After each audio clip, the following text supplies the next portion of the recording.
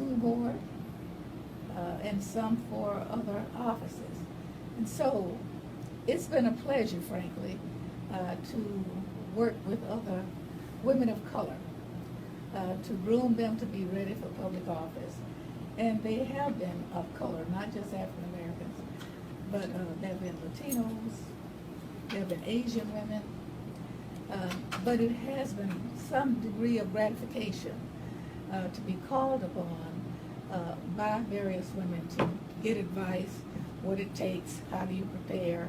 And now as I speak to college students and high school students, I have a better perspective of what I would suggest that young women, or any person for that matter, but especially young women, to be ready for when they go out to put themselves out for public service.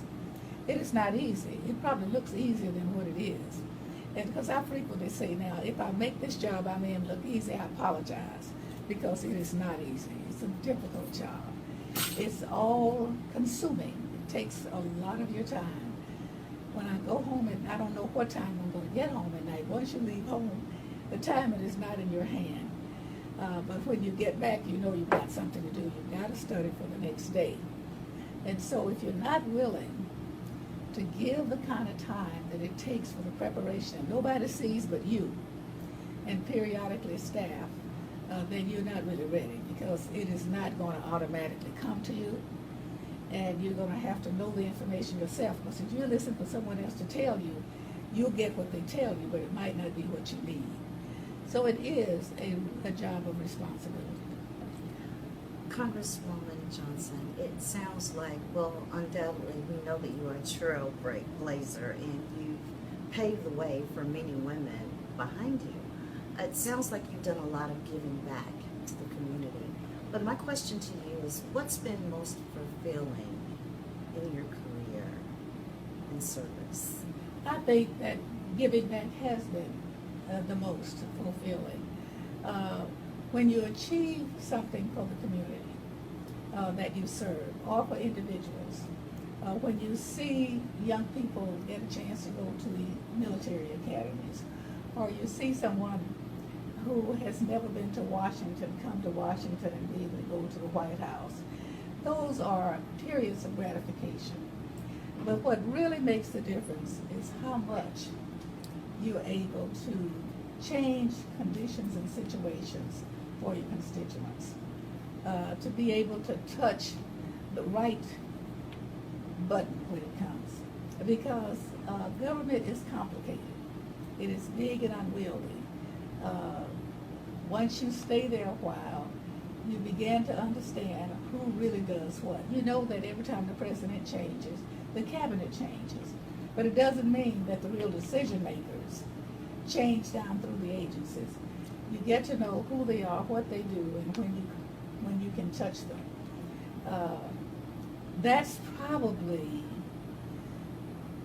the biggest gap, is being new to the job and getting acclimated. That's why people say seniority means a lot, because the longer you stay, the more effective you can be if you are studying every step to know how you get things done, how to link it up, who to talk with.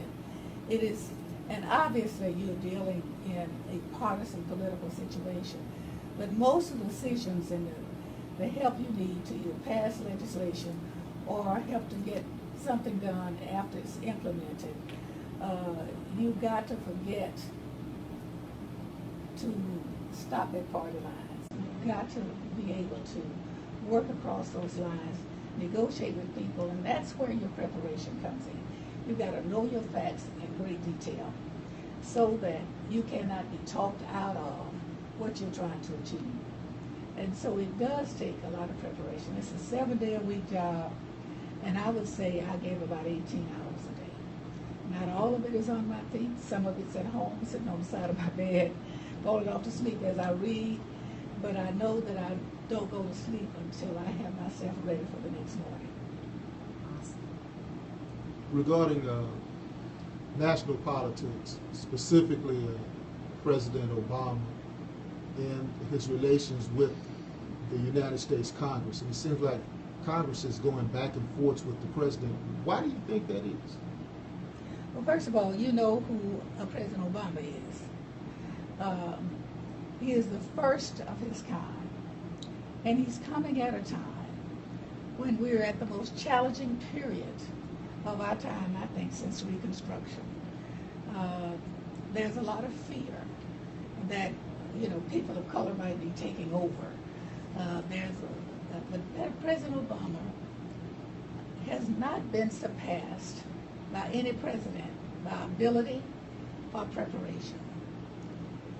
His biggest problem is trying to negotiate with people that don't want to do anything he wants done, even when they know it's right. And so he's been very challenged, perhaps the most challenged president of our time. But he's been strong. He has not given up. He has the right ideas in mind. But he cannot get all of the results he'd like to see. But he does not back up. He still tries. And that's what I admire about him. You know, I served with him when he was in the Senate, and we became very close during that time. President Obama is a person who did not grow up black in America. And that is a unique experience, to grow up black in America. But he's come a long ways in understanding, because he grew up in a situation where he expected fairness. And I think he understands clearly what we're talking about when we talk about growing up black in America. Black in America is a very dangerous thing these days. Black Lives Matter is one of the protest movements, if you will, that's in America right now. Could you address that, please?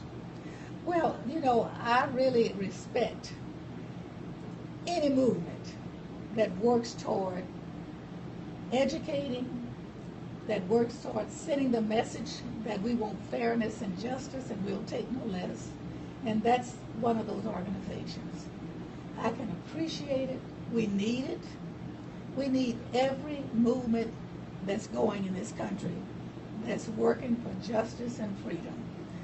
It is clear that it's tougher, though. Since 2010, I think, to now, it's been very difficult. And many historians will link it to the old Southern Manifesto that began right after when President Lyndon Johnson was president, right after the Civil Rights Bill was passed, and the following year the Voting Rights Act was passed. We just celebrated the 50th anniversary, year before last, of the Civil Rights Act, and last year the Voting Rights Act. When he was able to get that passed, you see the disappearance of white Democrats in the South, because they started an anti-fairness movement in this country.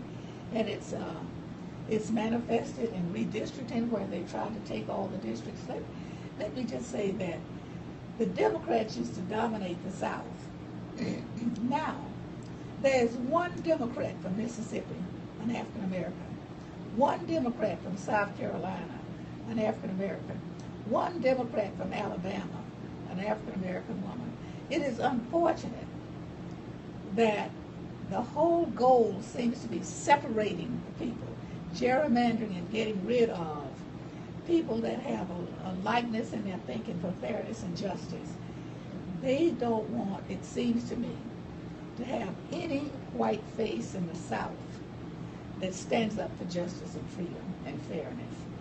And so the lines have been drawn to virtually eliminate Anglo-Democrats in the South.